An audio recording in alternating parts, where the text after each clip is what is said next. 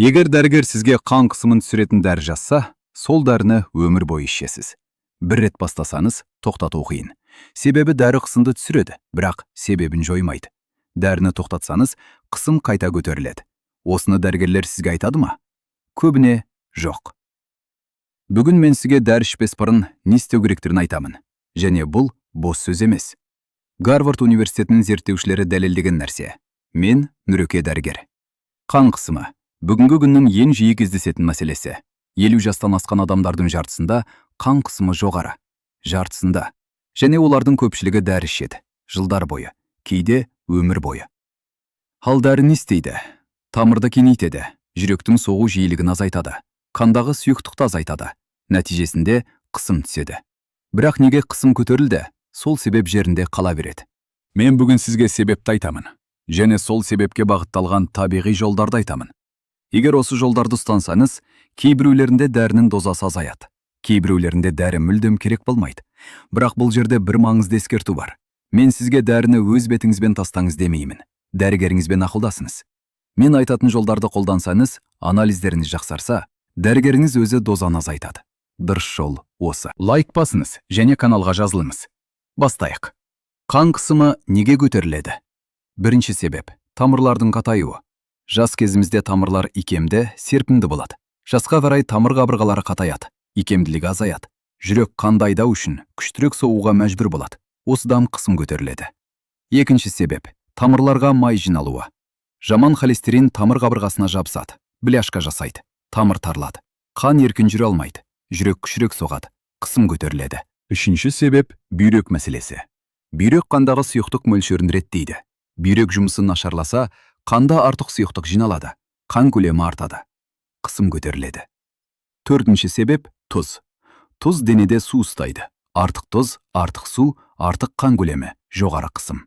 Бұл ең қарапайым, бірақ ең жиі ұмытылатын себеп. Бесінші себеп – стресс. Стресс кезінде дене адреналин бөледі. Адреналин тамырларды тарылтады, жүрек жылдамырақ соғады, қысым лезде көтеріледі. Тұрақты стресс, тұрақты жоғары қысым. Алтыншы себеп – артық салмақ. Дене неғұрлым ауыр болса, жүрек соғұрлым қиын жұмыс жасайды. 10 килограмм артық салмақ қан қысымын орта есеппен 6-7 бірлікке көтереді. Осы 6 себептің барлығына дәрілік емес жолмен әсер етуге болады. Дәл осы туралы бүгін айтамын. Бірінші жол – тұзды азайту. Бұл ең жылдам нәтиже беретін жол. Дүниежүзілік денсаулық сақтау ұйымының ұсынысы бойынша күніне 5 граммнан артық тұз жемеу керек. 5 грамм, 1 шай қасық. Бар осы. Ал қазақтың дастарханында тұз қанша? Бешбармақтағы тұз, сорпадағы тұз, наннағы тұз, шұжықтағы тұз, консерведегі тұз. Бәрі қосылса, күнделікті мөлшер 2-3 есеге артық кетеді. Финляндиялық зерттеушілер жүргізген бақылауда тұзды азайтқан науқастарда 2 апта ішінде жоғарғы қан қысымы орта есеппен 4-5 бірлікке төмендеген. 4-5 бірлік, аз емес. Және бұл үшін еш нәрсе жеп, еш нәрсе ішпеді. Кек тұзды азайтты. Практикалық кеңес. Тамақ пісіргенде тұзды кейін салыңыз. Пісіп болғаннан кейін. Сол уақытта аз тұзбен де дәмді болады. Үстелге тұздық қоймаңыз. Шұжық, консерве, дайын соустарды азайтыңыз. Олардың ішінде жасырын тұз өте көп. Екінші жол – калий. Калий тұздың қарсыласы. Тұз қанда су ұстаса, калий сол суды шығарады. Калий тамырларды жұмсартады, қысымды түсіреді. Гарвард университетінің зерттеуінде калийді жеткілікті тұтынатын адамдарда қан қысымы жоғары болу қаупі 24%-ға аз екені анықталды. Калий қай тағамда көп? Банан. Бір бананда 450 мг калий бар. Картоп. Бір орташа картопта солай. Авокадо, бақша дақылдары, бұршақ, шпинат, балық. Барлығында калий мол. Күнде бір банан жеңіз. Бұл арзан, қарапайым, бірақ тиімді қадам. Лайк басыңыз. Бұл видеоны туыстарыңызға, балаларыңызға жіберіңіз. Қан қысымы бар адам сіздің айналаңызда да бар шығар. Үшінші жол – магний. Магний тамырларды босаңсытатын минерал. Тамыр босаңсыса, қан еркін жүреді, қысым түседі. Еуропалық гипертония қауымдастығының зерттеуінде магний жетіспеушілігі бар адамдарда жоғары қан қысымы 2 есе жиі кездескен. 2 есе – бұл өте үлкен айырмашылық. Магний қай тағамда бар? Қарақұмық, ең бай көз. Бір тостаған қарақұмықта күнделікті магний мөлшерінің 25% бар. Жаңғақтар, күнжет, шпинат, бұршақ, қара шоколад барлығында магний мол. Тағы бір маңызды нәрсе. Магний стресс кезінде тез жұмсалады. Яғни, нервтенген кезде магний азаяды. Тамырлар тарылады, қысым көтеріледі. Сондықтан стрессті адамдарға магний тіпті маңызды. Төртінші жол. Сарымсақ. Сарымсақ туралы бұрынғы видеода толық айтқан едім. Бірақ қан қысымы тақырыбында оны айтпай өту мүмкін емес. Сарымсақтың аллицини тамыр қабырғасын жұмсартады. Тамырдың серпімділігін арттырады. Европалық жүрек дәрігерлерінің қауымдастығы жариялаған зерттеуде сарымсақты 3 ай тұрақты тұтынған науқастарда жоғарғы қысым 8-10 бірлікке төмендеген. Қалай жеу керек? Шикі, кесіп, 5 минут күтіп, таңертең аш қарынға 2-3 тіс. Бұрынғы видеода толық айтқан едім. Сол видеоны да қараңыз. Бесінші жол. Зәйтүн майы. Зәйтүн майындағы олеин қышқылы тамыр қабырғасын қорғайды. Испанияның Гранада университетінің зерттеуінде зәйтүн майын тұрақты тұтынатын адамдарда қан қышымын түсіретін дәріге деген қажеттілік айтарлықтай аз болған. Зәйтүн майын күнделікті тамаққа қосыңыз. 1-2 ас қасық. Пісіруге емес, дайын тамаққа. Себебі жылу оның пайдалы заттарын азайтады. Алтыншы жол. Балық. Балықтағы омега-3 май қышқылдары қан тамырларын икемді ұстайды, қабынуды азайтады, жаман холестеринді азайтады. Жапонияның Токио университетінің 10 жылдық зерттеуінде аптасына 3-4 рет балық жейтін адамдарда жоғары қан қысымы 2 есе аз кездескен. Қай балық? Лосось, скумбрия, сельд, сардин. Омега-3 мөлшері бойынша ең бай балықтар. Ал қымбат балық таба алмасаңыз, балық майы капсуласы да жарайды. Видеоның ортасына жеттік. Лайк басыңыз, каналға жазылыңыз. Жетінші жол. Қара шоколад. Бұл естігенде кейбіреулер таңданады. Бірақ бұл зерттеулермен дәлелденген нәрсе. Қара шоколадтағы флавоноид деген зат тамырларды кеңейтеді, қысымды түсіреді. Гарвард медицина мектебінің зерттеуінде күнде 10-15 грамм қара шоколад жеген адамдарда қысым орта есеппен 3 бірлікке төмендеген. Бірақ маңызды ереже, қара шоколад болуы керек. Кемінде 70% какао. Сүтті шоколад жарамайды. 10-15 грамм. Бұл 1-2 кішкентай бөлік. Артық жемеңіз. 8-ші жол. Гибискус шайы. Бұл қызыл гүлден жасалған шай. Базарда, дүкенде сатылады. Ғылымда оны табиғи гипотензивті дейді. Яғни, қысымды түсіретін өсімдік. Американдық гипертония қауымдастығының зерттеуінде күнде 3 стақан гибискус шайы ішкен науқастарда 6 апта ішінде жоғарғы қысым орта есеппен 7 бірлікке төмендеген. 7 бірлік. Бұл дәрілік препаратпен салыстырарлық нәтиже. Қалай дайындайды? Бір ас қасық кептірілген гибискус гүліне 1 стақан қайнаған су құйыңыз, 15 минут дем алдырыңыз, сүзіп ішіңіз. Тәулігіне 2-3 стақан. Бүйрек тасы бар адамдар сақтықпен дәрігеріңізге сұраңыз. 9-ші жол. Дем алу жаттығуы. Бұл туралы ешкім айтпайды, бірақ зерттеулер өте қызықты нәтиже берген.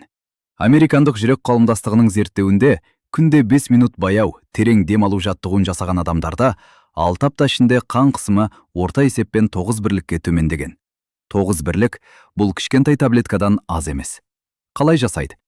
Мұрнымен 4 секунд баяу дем алыңыз, 7 секунд ұстаңыз, ауызбен 8 секунд баяу шығарыңыз. Осыны 5 рет қайталаңыз. Күнде 2 рет, таңертең және кешке. 5 минут. Еш нәрсе керек емес, еш қайда бармайсыз, тек дем аласыз. Неліктен бұл жұмыс жасайды? Баяу дем алу кезінде жүйке жүйесінің тыныш бөлімі белсенеді, тамырлар босаңсиды, жүрек баяулайды, қысым түседі. Бұл тіпті 5 минуттан кейін байқалатын нәтиже. 10-шы жол. Жаяу жүру. Жаттығу деген сөзді естіген кезде кейбіреулер маған жаттығу ауыр дейді. Жаттығудың керегі жоқ. Жаяу жүру жетіп жатыр. Осака университетінің зерттеуінде күнде 30 минут жаяу жүрген адамдарда 12 апта ішінде жоғарғы қысым орта есеппен 5-6 бірлікке төмендеген. 30 минут. Бұл дүкенге барып қайту, не болмаса кешкі серуен. Жылдам жүрудің қажеті жоқ. Жай. Бірақ тоқтамай жүрсеңіз, жетіп жатыр. Қан айналымы жақсарады. Тамырлар жұмысқа дағдыланады. Қысым бірте-бірте қалыпқа келеді. 11-ші жол. Ұйқы. Ұйқы жетіспеген кезде дене стресс гормонын кортизолды бөледі. Кортизол тамырларды тарылтады. Жүрек жылдамырақ соғады. Қысым көтеріледі.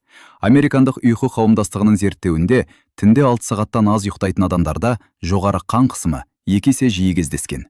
2 есе. 7-8 сағат ұйқы. Бұл денеге берілетін ең арзан, ең табиғи дәрі. Ұйқыны жақсарту үшін кешке тоңазытқыштан ауыр тамақ жемеңіз. Ұйықтар алдында телефонды қоюыңыз, бөлмені суытыңыз. Лайк басыңыз, каналға жазылыңыз. Бұл ақпаратты туыстарыңызға жіберіңіз. 12-ші жол.